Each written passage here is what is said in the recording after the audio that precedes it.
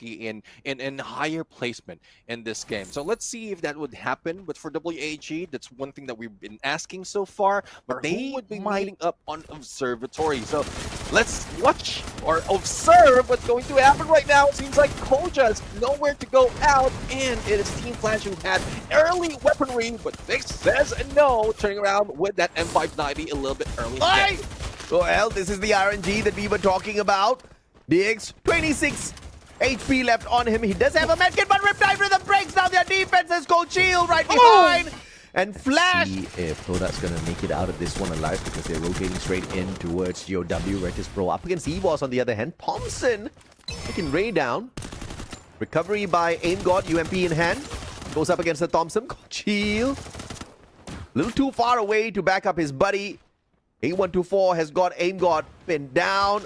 And the glue wall melter of all things being thrown out there. Ray gets tagged up once again. Ooh. This is a GG because the players on the side. Gun is stuck to the wall right now. Not quite sure if there's anything of use for that. But Onyx Olympus managed to secure the second place or second floor. And they might be a little bit safe against GOW. And not only that, the surrounding teams that is crawling towards them. But speaking of crawling, Adam right now on the crawl. Same goes for Vutra and Crime. Not be damaged that much. But for Eva's Divine, go against Team Flash, and we've seen Team Flash win that fight. They are the top elimination leader right now. ABCD goes for the rush, and the Zom just follows through a Riptide Rhythm for the Rebel Rush just to make him turn around, and a shot in the back of his head will reduce the chance of Evo from surviving. Coach Hill a little bit in too deep. Kenta being pulled, but it would not work against Shin as well as ABCD. And there goes another player being taken out, increasing the number for Team Flash. I mean, increased his survivability for a little bit, just blocking out some extra damage there with the Kenta, but obviously didn't really swing his way. Virtus Pro is dealing with the damage outside here. It's just circle number 2, so nothing much for him and the squad to worry about as of this point of time. But it's finding an engagement against the squad outside the circle that's going to be fairly deadly for Virtus Pro, who of course needs to find some sort of recovery. 9 placement points, 15 eliminations so far is not too bad actually. Well, yes, it's not too bad. Hopefully they can increase that as well. And we're currently in 3rd place for this map. It's a good chance for Virtus Pro. They're just choosing their fight. They don't want to be that aggressive compared to what we've seen them before. So I guess all those adjustments might be paying off this time around. And compared to last season, they might be seeing an early ticket to the grand finals as well. But well, let's see though if RQ would take that early ticket, because they are slowly chipping away the lives of PE Sports. But Dutz has been taken down from the M82B from Lao Ho. Woo, what a shot from Lao Ho. Wasn't even a headshot. I had no idea how he got that connection. And a very quick recovery, of course, coming through for the RRQ players. PE Sports will use that recovery time for RRQ to quickly back away, playing the terrain to their advantage. The little bit of dip in terrain there is giving them an opportunity to cut the line of sight. And now a potential to rotate around the bottom towards EVOS. But I don't think they need to move though, because the high probability of the circle moving towards Factory here is really solid. So PE Sports might just have a really, really good spot. Yeah, I mean, apart from those outside of the circle right now, everyone else can just stay as it is, because they just need to get information.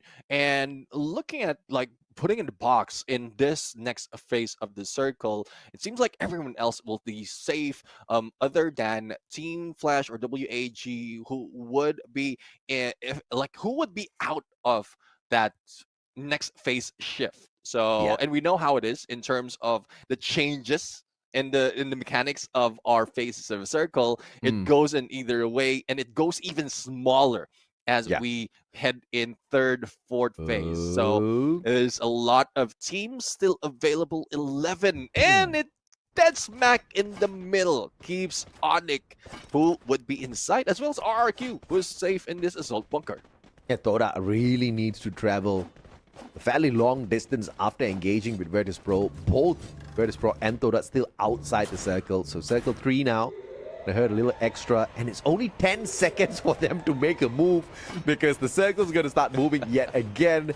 Not a lot of time to plan their maneuver around. And of course, Virtus Pro and Toda obviously playing a very risky game here because 11 teams still surviving.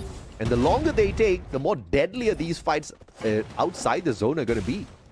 Yeah, exactly. And they lose out on resources. The moment they step in, they might be out of those as well. But let's see, though, if they'll be able to survive. For now, it's Team Flash going against GOW. And Team Flash is not really committing to that, giving advantage to Akoi for that snipe. And the Zoom right now trying to zoom in on this battle. But as you can see, the formation of GOW, they're going for the isolation. Isolating each player of Team Flash is now 2-1 or 2v1 from both sides. Only Akoi was a casualty and not even eliminated. And they have 11 points. A smooth recovery coming through from GOW, and you have to respect the flank.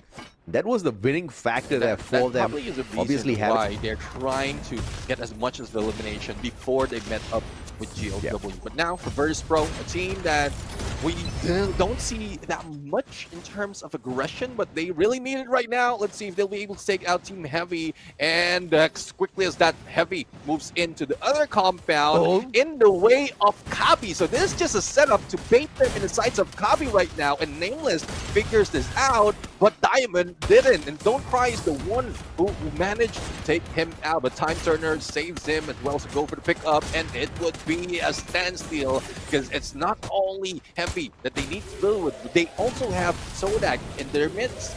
Yeah, Virtus Pro almost got punished there, but there was a weak Riptide rhythm. We're not too sure exactly who sent that Riptide rhythm towards them. Didn't really expose the squad. But of course, they did have a Time Turner for a sticky situation. Used that, picked up their team member. RRQ under a lot of pressure now.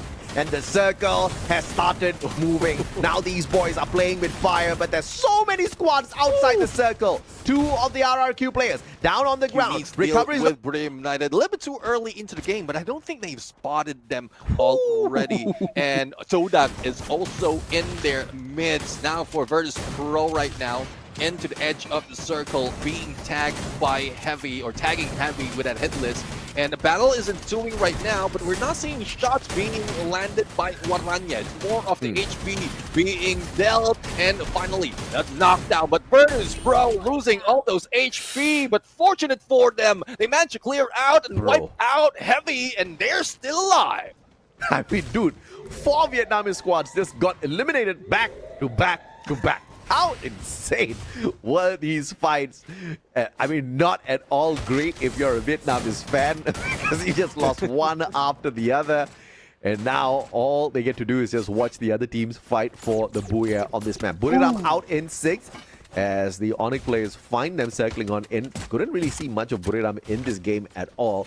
So their chances of finding a qualifier early kind of dwindling down. But of course, we've got RRQ still alive and kicking in here. But Dudes is in a unfortunate position. Onyx can go in for the Punisher.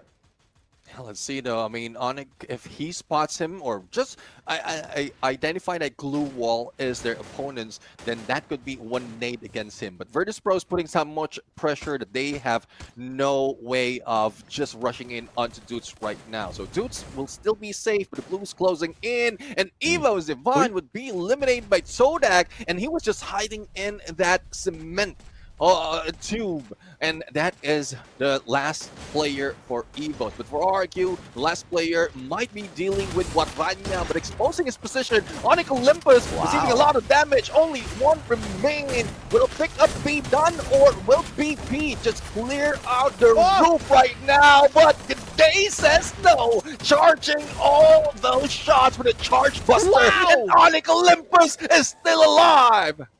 3 knockdowns, instant pickups coming through. The Ford and Thiva just reigning supreme on the side of Onyx. 13 eliminations strong, and now the Malaysians knocking down on their doors. But G'day knocks them right back down. 1 on the head, 1 on the chest, 2 players down. And Toda just giving away 3 points to Onyx at this point of time.